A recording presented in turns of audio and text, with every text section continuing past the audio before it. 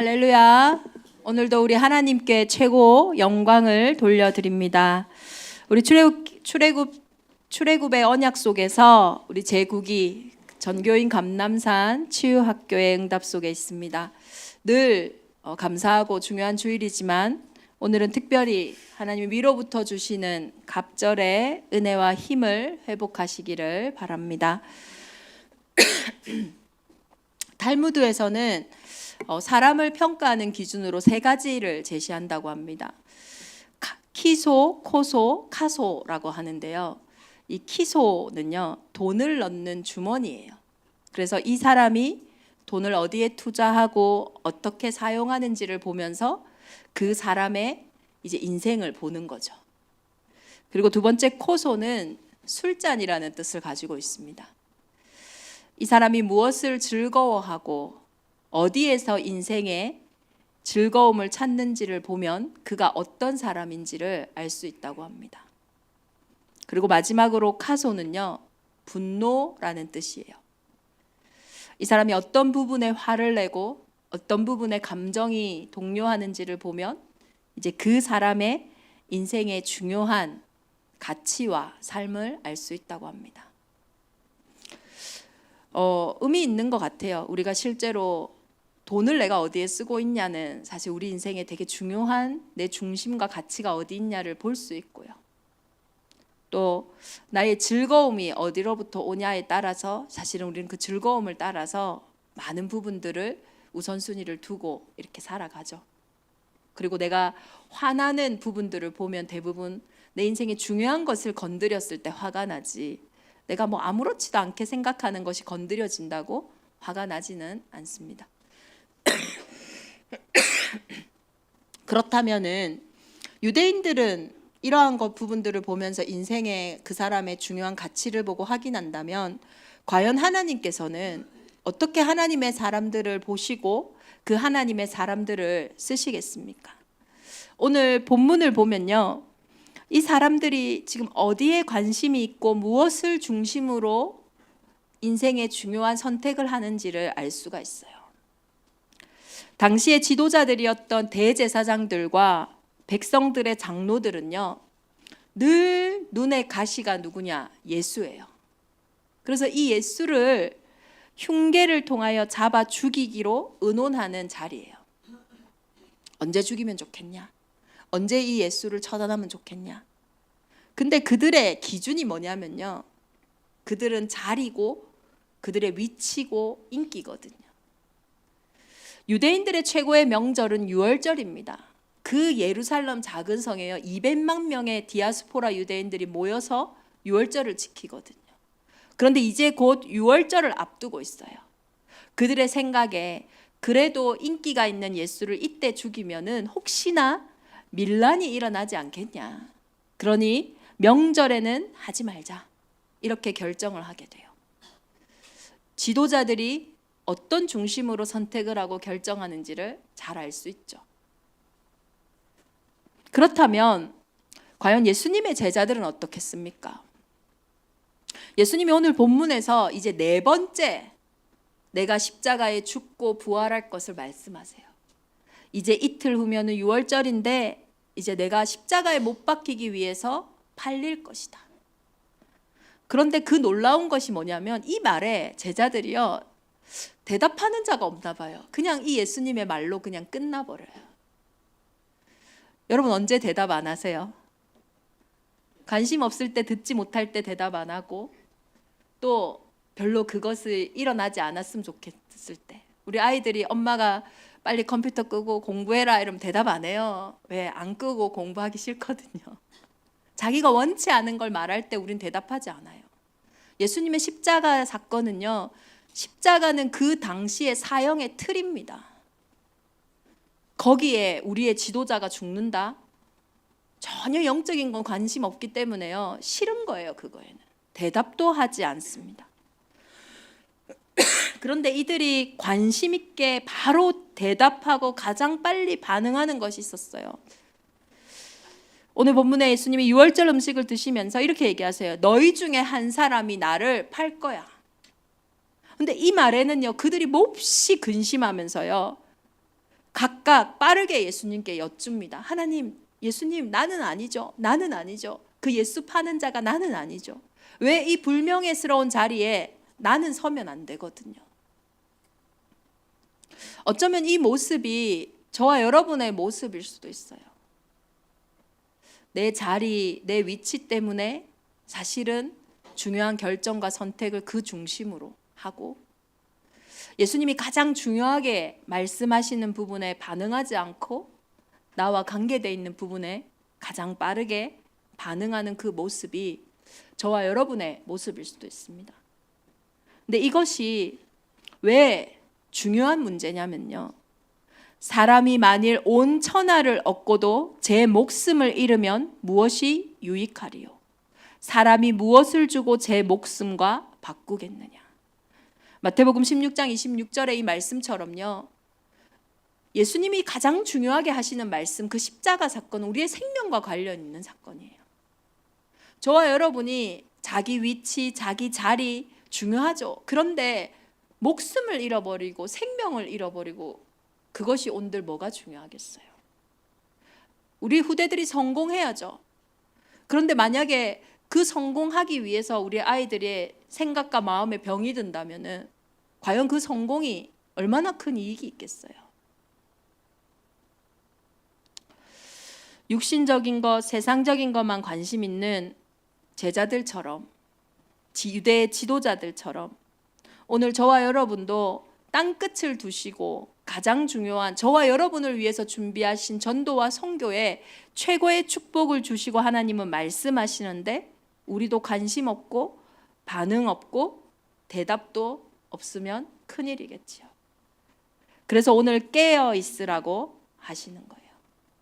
오늘 이 반응 없는 무반응 속에서 깨어 있는 한 여자가 있었습니다. 예수께서 이 유대인의 명절, 이 유월절을 앞두고 이제 십자가 지시는 날을 앞두고 나병 환자 시몬의 집에서 계시는데, 한 여자가, 마태복음이 쓰여질 당시에는 아직도 예수를 믿는 자들은 많은 핍박을 당할 때라서 한 여자라고 나와 있죠. 그런데 요한복음엔 구체적으로 마리아라고 이름이 나와 있습니다. 이 마리아가요, 매우 귀한 향유 한 옥합을 예수님의 발 앞에 깨트려 자신의 머리로 그 옥합을 예수님의 발 앞에서 탁 풀어버립니다. 이 모습을 보고요, 제자들이 몹시 붕괴하는 거예요. 왜냐하면 이 향유옥합은 너무나 귀한 거기 때문에요, 이것을 팔아서 가난한 자들을 먹인다면요 너무 많은 사람들에게 선행을 베풀 수 있거든요.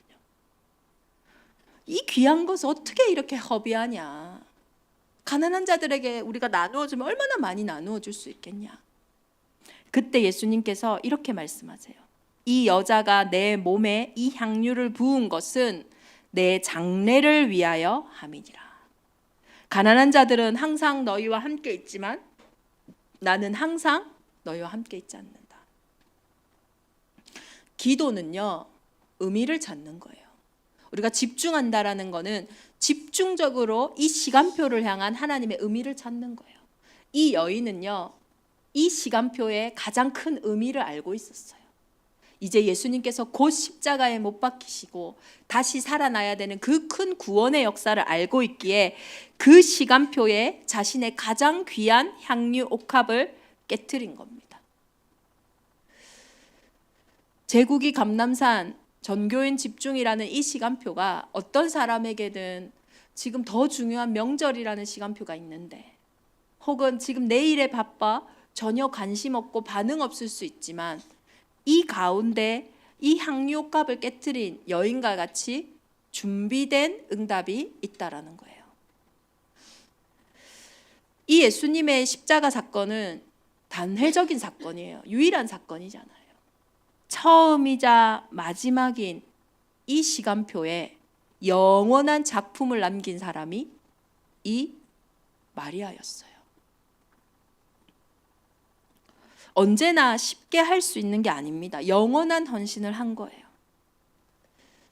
오늘이라는 저와 여러분의 이 시간표가 우리가 의미를 찾고 내 인생의 가장 중요한 향유옥합을 이 집중 속에 깨트릴 때에 복음이 전파되는 곳에는 이 여자가 행한 일도 기억된다고 하신 말씀대로 한 번밖에 없는 저와 여러분의 인생이 영원한 기념비로 남을 중요한 시간표라는 거예요.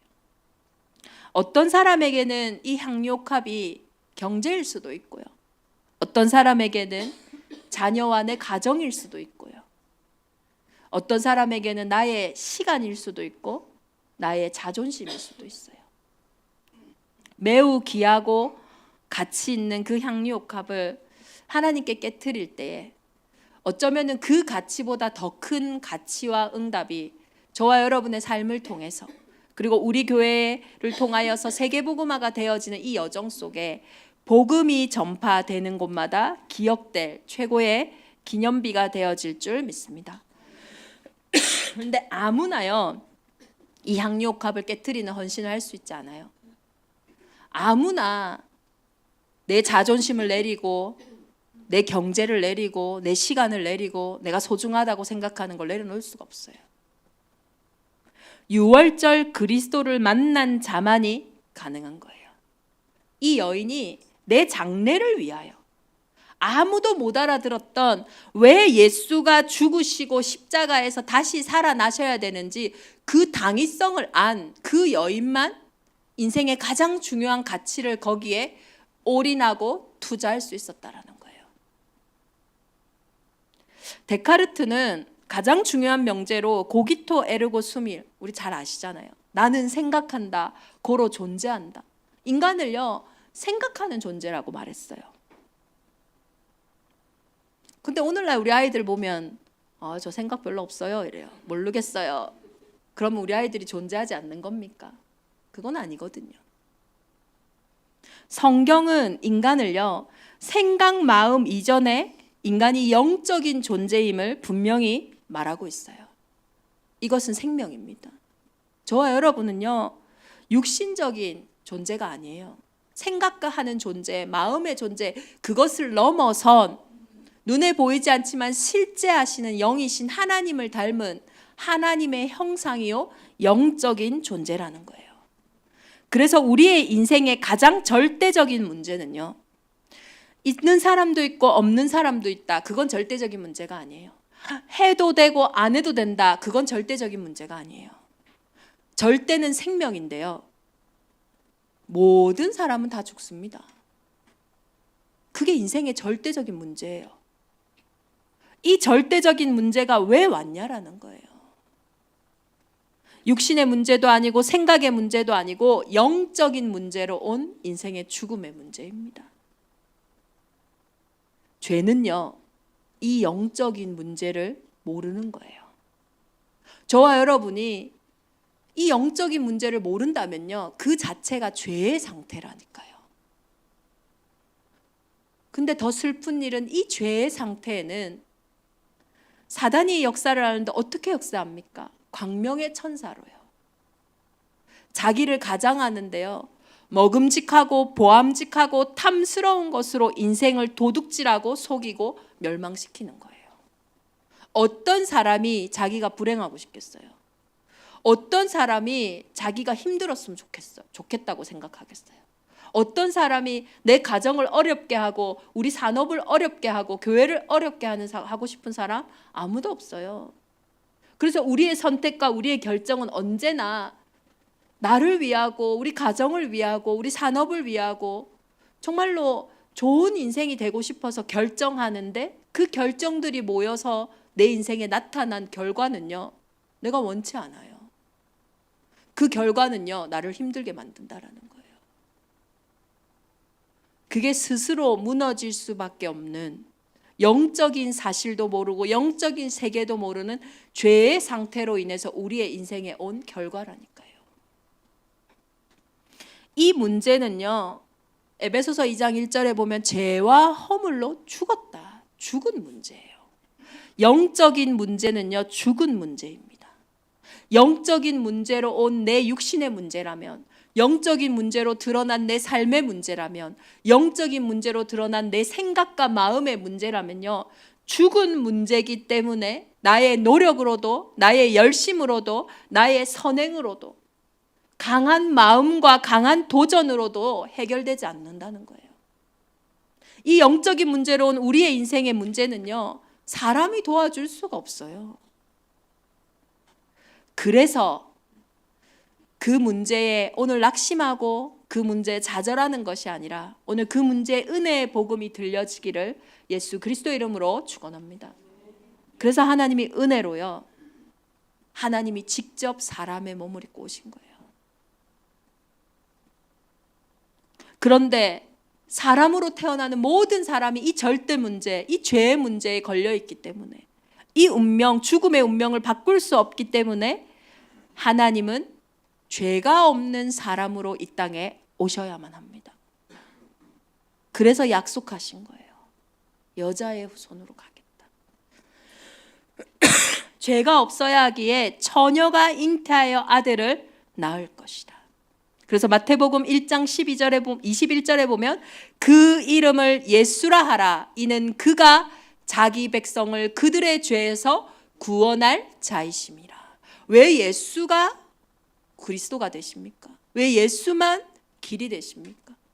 영적인 문제는요, 이 땅에 해결할 수 없는 문제라니까요.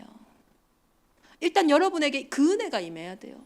늘 반복되는 그 문제에 시달리지 말고, 늘 해결되지 않는 그 문제에 불평하고 불신앙하지 않고, 이 문제가 도대체 어디서 시작된 문제냐, 그것이 발견되는 그때에, 그래서 예수 그리스도께서 여자의 후손으로 이 땅에 오셨구나.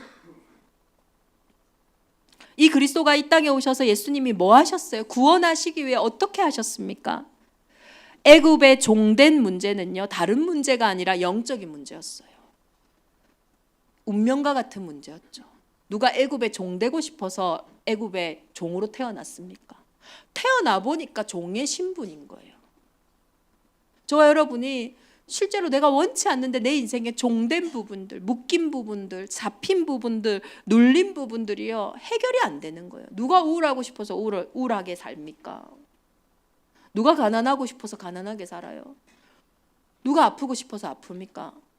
그런데요, 나도 원치 않는 그 문제가 내 인생에요, 종으로 태어난 것처럼 내 인생에 와 있다니까요. 해결이 안 되는 거 있죠. 그래서 말씀하셨어요. 피제사 드리러 가라. 왜 피제사입니까? 레위기서 17장 11절에 보면요, 육체의 생명은 피에 있다. 그래서 생명이 피가 죄를 사한다.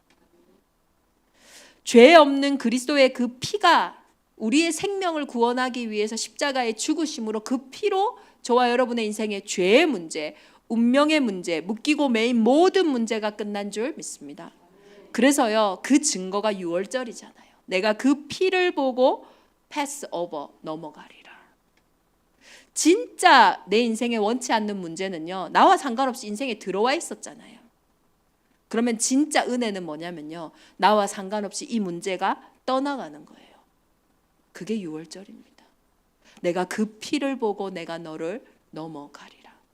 그래서 그 예수 그리스도의 십자가의 피로 저와 여러분의 인생의 모든 과거, 현재, 미래의 문제가 완전히 해결된 줄 믿습니다. 그래서 예수님은요, 내가 다시 오는 그날까지 이것을 기념해라고 하셨어요. 무엇을 기념하냐? 내 살이 너희를 위하여서 준 것이다. 내 피가 너희를 위하여서 흘린 피다. 곧 언약의 피다. 어떤 언약이 있습니까? 그 그리스도 예수의 이름을 붙잡는 곳곳마다 그리스도 예수 안에는 결코 정죄함이 없나니 생명의 성령의 법이 죄와 사망의 법에서 너를 해방하였습니다. 정말로 그 피가 발견되는 곳곳마다요, 정죄함이 떠나가요. 이해가 안 되죠. 그 피가 내 인생에 확인되는 그때요, 오랫동안 나를 누르고 붙잡았던 그 죄의 권세가 떠나간다니까요. 그래서 그리스도 예수 안에 있는 자는 생명의 성령의 법이 죄와 사망의 법에서 너를 해방하였습니다. 이 참된 해방이, 이 출애굽의 역사가 우리 대적인만의 온 교회에 임하기를 예수 그리스도 이름으로 축원합니다. 그래서 우리는 그 언약의 피로 말미암아서 그 언약대로 해방받은 거예요. 그래서 예수님은요, 성경대로 죽으시고 성경대로 다시 살아나셨어요. 그 증거, 지금도 예수 그리스도의 이름을 부르는 곳마다 빛이 임하고 흑암이 떠나가는 줄 믿습니다. 우리는요, 이 복음으로 정말로 이 그리스도를 영접함으로 하나님의 자녀가 되었어요. 내 공로로 내 열심으로 된 게 아니라요. 그럼 하나님의 자녀가 되는 권세는 뭡니까? 이제는요, 이 복음을 누려야 됩니다. 이 언약의 피를 누림으로써 정말로 내 인생이요, 회복돼야 돼요. 복음은 나를 살리는 것입니다. 정말로 우리가 하나님을 떠남으로 창세기 3장 이후로 인생의 모든 문제가 시작됐다면, 하나님을 떠남으로 인생에요 모든 문제가 시작된 것이 맞다면, 하나님을 만남으로 이제는 인생의 모든 문제가 해결돼야 되고 인생의 모든 문제를 회복해야 됩니다. 잃어버린 모든 것들을 하나하나 회복하고 찾는 이 일에 오늘도 우리의 집중과 우리의 도전이 있기를 기도합니다. 그래서 이전 것은 지나갔으니 보라, 새 것이 되었다고 했어요. 여러분이 새 것이 된 거에 날마다 참된 기쁨과 감사가 있으면 돼요. 오늘 하루 왜 있냐? 오늘 하루 일어날 그 일에서 하나님이 복음으로 회복하신 나의 것을 찾는, 그래서 오늘 하루가 있는 거예요. 그 눈으로 내게 일어나는 모든 일과 사건을 본다면 그 속에 참된 치유와 회복이 일어날 줄 믿습니다. 오늘 우리 대적 임마누엘 온교회는요, 지금 새로운 이정표를 맞이하고 있어요. 초대교회를 이었던 안디옥 교회가요, 로마를 복음화하는 방법은 딱 한 가지였어요. 뭐였냐?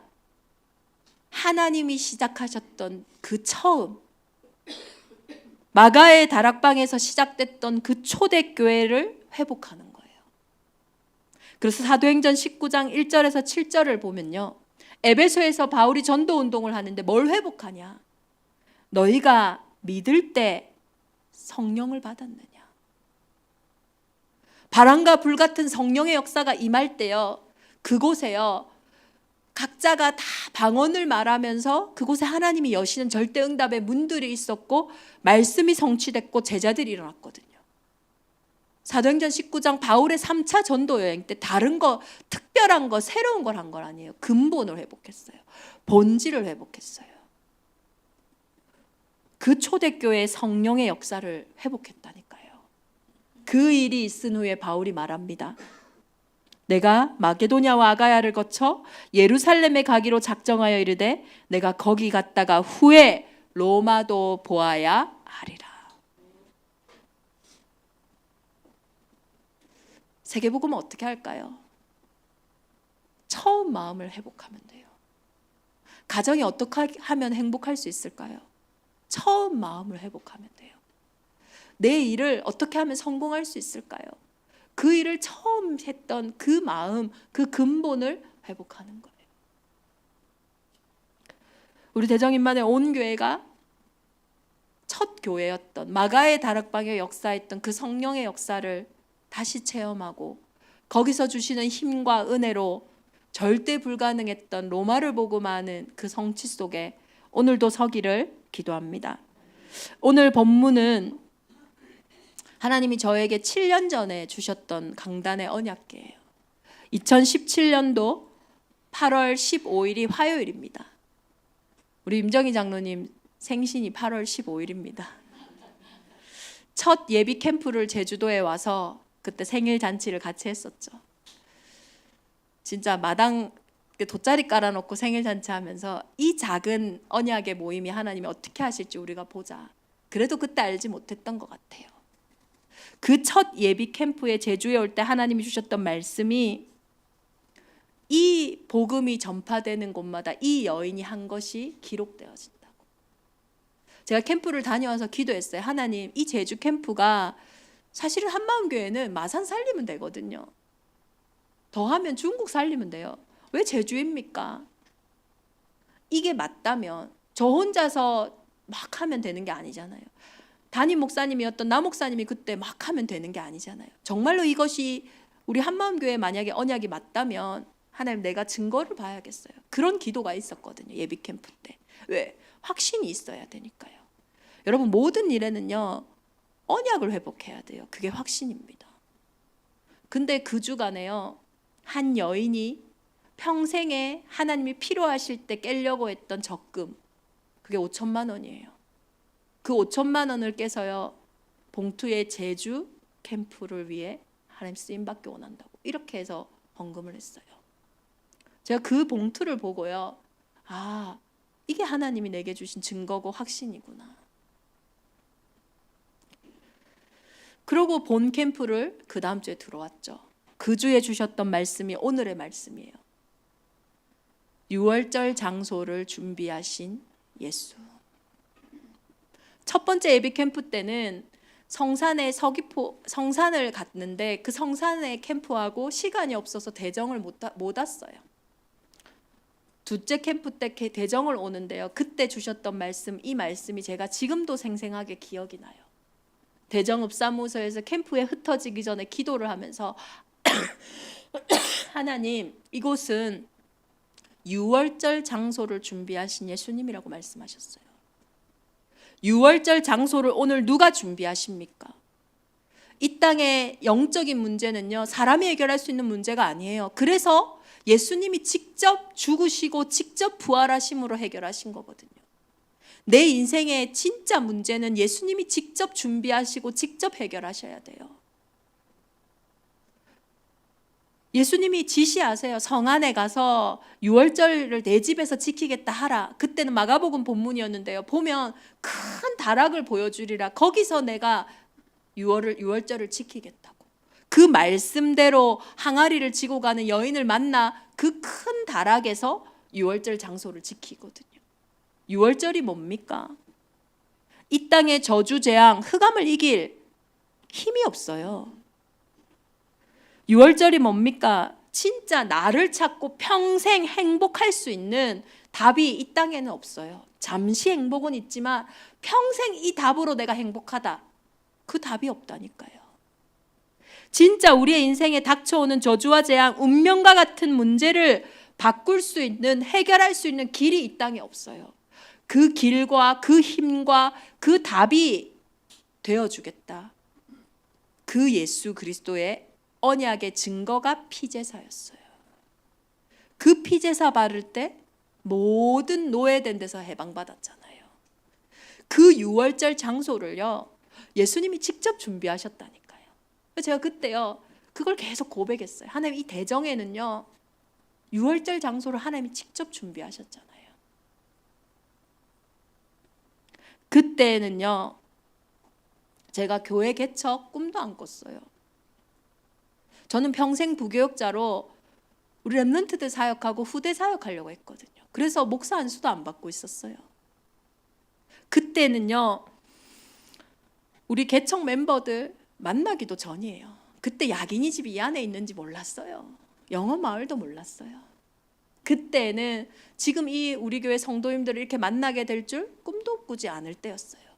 그런데 하나님은 창세전에 영세전에 6월절 장소를 준비하셨어요. 저와 여러분이 집중할 때 우리가 생각하지도 못한, 우리가 너무 우리의 문제 속에서 그것이 너무 오래되어서 사실 소망도 가지기 힘든 그 아픔 속에서 어쩌면 우리는 꿈도 꾸지 못하는 그 일을, 그 6월절 장소를 하나님은 준비하시고 오늘 저와 여러분에게 참된 예배의 축복을 회복하게 하시는 겁니다. 예레미야서 29장 11절에 보면요, 여호와의 말씀이니라. 너희를 향한 나의 생각을 내가 아나니 평안이요 재앙이 아니니라. 너희에게 미래와 희망을 주는 것이니라. 더 이상 죄 속에서 하나님을 바라보지 마세요. 하나님은 그리스도 예수 안에서 우리가 하나님을 바라본다면 내게 있는 모든 일은 재앙이 아니요 미래와 희망을 주기 위한 하나님의 완벽한 계획이요 하나님의 완벽한 생각인 줄 믿습니다. 우리는 계획이 없을 줄 모르지만 하나님은 다 계획이 있으시더라고요. 이번 40일을 통하여 하나님의 가장 아름다운 계획과 뜻이 저와 여러분의 인생에 발견되어지기를 예수 그리스도 이름으로 축원합니다. 우리 주신 말씀 붙잡고 이 시간 함께 기도하겠습니다. 6월절 장소를 준비하신 예수. 더 정확하게 6월절 장소를 직접 준비하셨어요. 하나님이 가장 원하시는 곳에 나의 향유 옥합을 깨트리게 하옵소서. 6월절 장소를 준비하신 예수님을 확신하며 이제는 믿음으로 살아가게 하여 주옵소서. 로마의 이정표를 두고 집중하는 우리 제국이 감남산 치유학교에 올인할 수 있는 힘을 주옵소서. 우리 시간 합심으로 함께 기도하겠습니다.